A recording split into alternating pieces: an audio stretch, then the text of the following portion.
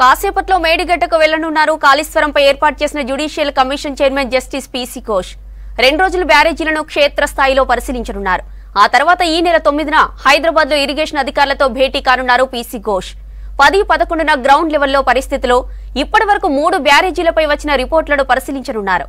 ఇదే విషయానికి సంబంధించి మరిన్ని వివరాలు యాదగిరి అందిస్తారు. Yadagiri, justice PC Ghosh tour updates ఏంటి?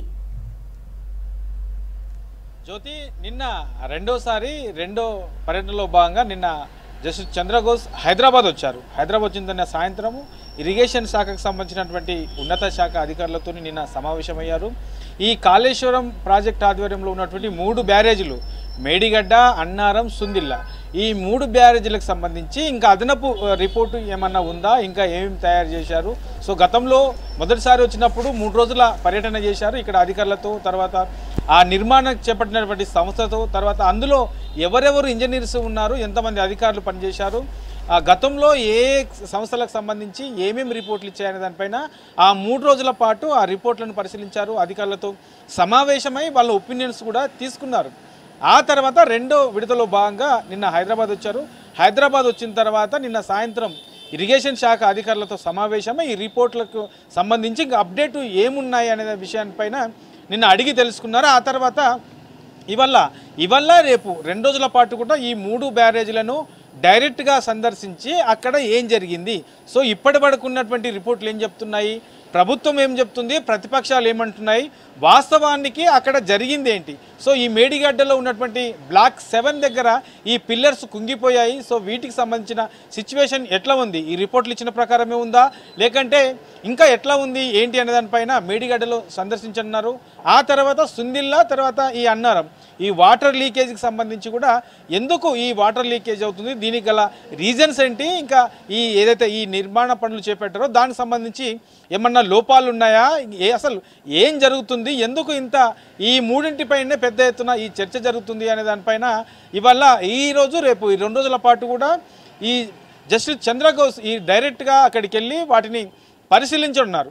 ఈ 2 రోజుల పాటు అక్కడే ఉండి ఇవాళ నైట్ అక్కడే ఉండి రేపు కూడా మధ్యాహ్నం వరకు ఈ 3 బ్యారేజీలను సందర్శించిన తర్వాత రేపు సాయంత్రం తిరిగి మళ్ళీ హైదరాబాద్ వస్తారు. హైదరాబాద్ వచ్చిన తర్వాత ఎల్లుండి ఇరిగేషన్ శాఖకు సంబంధించినటువంటి అధికారులతో మరోసారి సమావేశమై సో రేపు ఈ 2 రోజుల పాటు సందర్శించి అక్కడ ఉన్నటువంటి ఆ బ్యారేజీలను పరిశీలించిన తర్వాత ఆయన అనుకున్నది ఏంటి, రిపోర్ట్లో ఉన్నదేంటి, అధికారులు చెప్పింది ఏంటి, ఇంకా ఏం చేయాలి అనే దానిపైన అధికారులతో మరోసారి సమావేశం కాబోతున్నారు. సో నిన్నొచ్చినటువంటి జస్టిస్ చంద్రఘోష్ ఈ నెల 12 వరకు కూడా ఇక్కడే ఉండబోతున్నారు. సో వివిధ నిపుణుల సలహాలు కూడా ఈ 3 బ్యారేజీలకు సంబంధించి నిపుణుల సలహాలు కూడా తీసుకోబోతున్నారు. ఇప్పటికే మొదటిసారి వచ్చినప్పుడే ప్రజాభిప్రాయ సేకరణ కోసం కూడా ఈ నెల 31 వరకు అవకాశం కల్పించారు.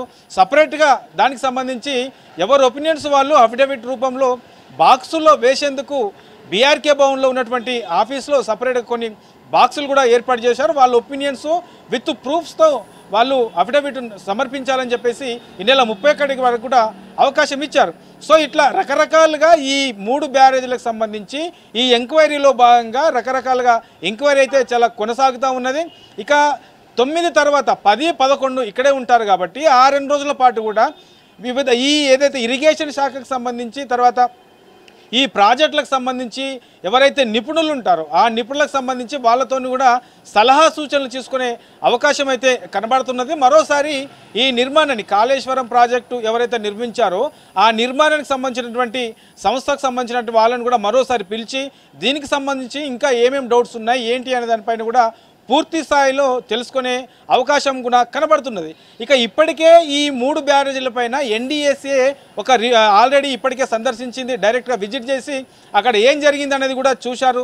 ఆ తర్వాత ఒక రిపోర్ట్ కూడా తయారు చేశారు. ఇది మధ్యంతర రిపోర్టు, ఎందుకంటే వచ్చేది వానాకాలం. ఈ వానాకాలం వరకు కూడా దానికి తాత్కాలిక రిపేర్లు కనుక చేయకుంటే ఆ ఉన్నది కూడా పూర్తిగా మరింత ప్రమాదకరంగా మారే అవకాశం ఉంటుందని చెప్పేసి ఇప్పటికే ఇంజనీర్లు కూడా చెప్పారు.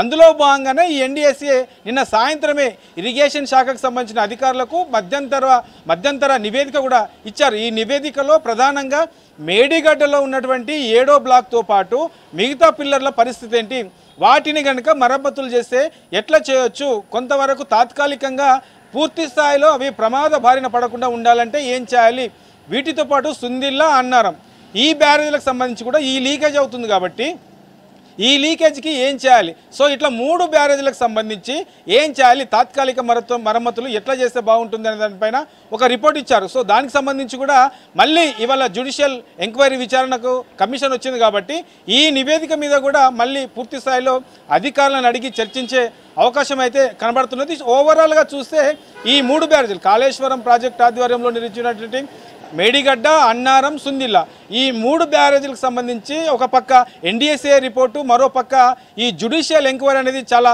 స్పీడ్గా కొనసాగుతుంది. 1-2 నెలల్లో దీనికి సంబంధించి పూర్తి స్థాయిలో ఒక క్లారిటీ వచ్చే అవకాశం ఉంటుంది. అంటే ఓవరాల్గా దీనికి మరమ్మతులు చేస్తే ఉంటుందా, లేదంటే పూర్తి స్థాయిలో వీటిని తీయాల్సిన అవసరం ఉంటుందా, ఇందులో జరిగిన అక్రమాలేంటి, వాస్తవానికి దీనికి అయ్యే ఖర్చంతా ఎంతో గత ప్రభుత్వం ఎంతో చూపించింది, సో ఇప్పుడున్నటువంటి ప్రభుత్వం ఏం చెప్తుంది, సో ఇట్లా ఓవరాల్గా దీనిపైన 1 నెల లేదంటే 2 నెలల్లో పూర్తి స్థాయిలో ఒక ఫైనల్ రిపోర్ట్ వచ్చే అవకాశం అయితే ఉంటుంది జ్యోతి.